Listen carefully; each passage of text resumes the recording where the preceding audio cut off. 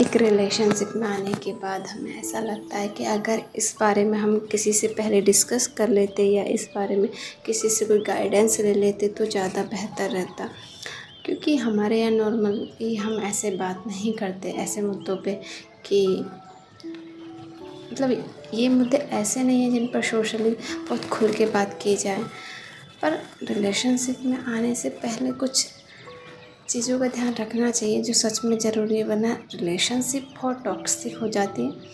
और मैं रिलेशनशिप से मेरा उद्देश्य वो नहीं कि गर्लफ्रेंड बॉयफ्रेंड वाले या हस्बैंड वाइफ वाले, मतलब दोनों ही रिलेशनशिप ही तो हैं। तुम किसी के साथ रिश्ता बना रहे हो मतलब रिलेशनशिप, तो ये दोनों ही एक ही बात है मेरे लिए, तो मैं दोनों को ही ध्यान में रख के बोल रही हूँ। तो सबसे पहले ये है कि आपका उद्देश्य क्लियर होना चाहिए कि आपको रिलेशनशिप क्यों चाहिए एंड सामने वाले को क्यों चाहिए। आप उससे भी पूछ सकते हो। अगर वो नहीं बता रहा, चीज़ों को गोल गोल घुमा रहा है, तो आप रहने दीजिए। क्योंकि है ना, जो इंसान आज ही चीज़ों को इतना कॉम्प्लिकेटेड कर रहा है वो इन फ्यूचर रिलेशनशिप को भी ऐसे ही इतना ही कॉम्प्लिकेटेड करेगा। उसके बाद बहुत दिक्कत होती है। इससे अच्छा है कि आप पहले ही ब्रेक लगा दो। क्योंकि जो इंसान आज इतना घुमा रहा है वो इन फ्यूचर भी इतना ही घुमाएगा।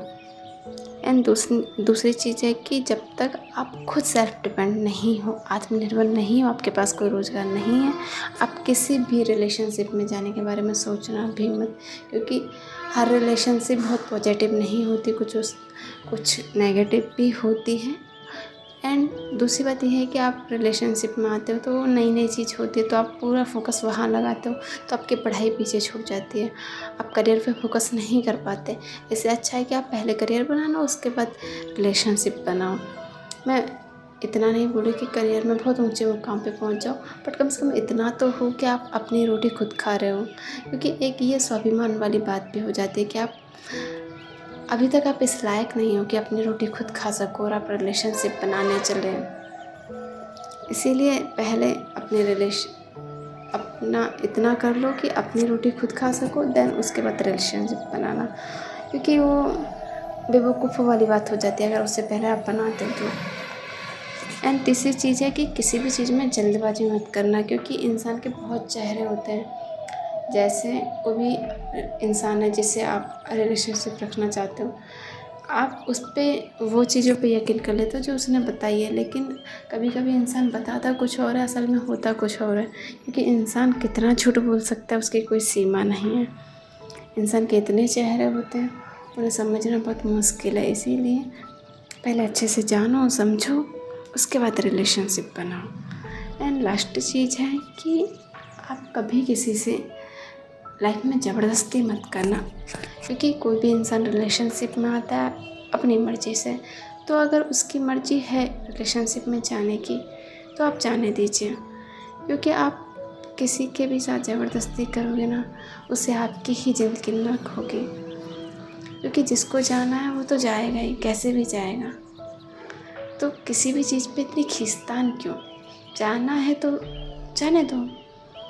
तो रिलेशनशिप में इतना क्लियर होना चाहिए कि एक इंसान अपनी मर्ज़ी से आ सकता है तो वो अपनी मर्ज़ी से जा भी सकता है। और ये चीज़ होना बहुत बड़ी बात होती है। क्योंकि हमारे यहाँ इंडिया में लोगों की मानसिकता इतनी लिबरल नहीं है। उनको लगता है कि एक बार अगर कोई आ गया तो वो कभी जाना नहीं चाहिए, और खींचे जाते। ये खींचने वाली बात नहीं है। अगर ज़रूरी नहीं है कि अगर कोई इंसान आपके साथ अब कंफर्टेबल नहीं है, उसमें उसके बहुत सारे रीज़न हो सकते हैं कि आपकी कोई हैबिट है जो उसे पसंद नहीं है, या फिर उसका और कोई पर्सनल रीज़न हो सकता है। आप हाँ इतना कर सकते हो कि आप उसे रीज़न पूछ सकते हो। अगर उसके पास रीज़न भी नहीं है तो जाने दो। उसमें रीज़न ये भी हो सकता है कि उसे कोई और भी मिल गया हो, कुछ भी हो सकता है। बट जो भी है उसे शांति से जाने दो। आप लड़के हो या लड़की, इसे निर्भर नहीं करता। पर अगर पार्टनर बोल रहा है कि वो जाना चाहता है तो जाने दो, इट्स सिंपल।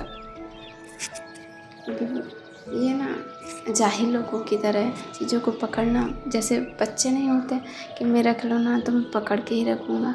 वो इंसान है जीता जागता, खिलौना नहीं है। आगे आपकी समझदारी। मेरे लिए तो ये 4 चीज़ें इम्पोर्टेंट थी, जो मुझे लगी कि सच में बताना ज़रूरी है, सो मैंने बता दिया। आगे आप देख लेना, हो सकता है ये शायद आपको हेल्प करें।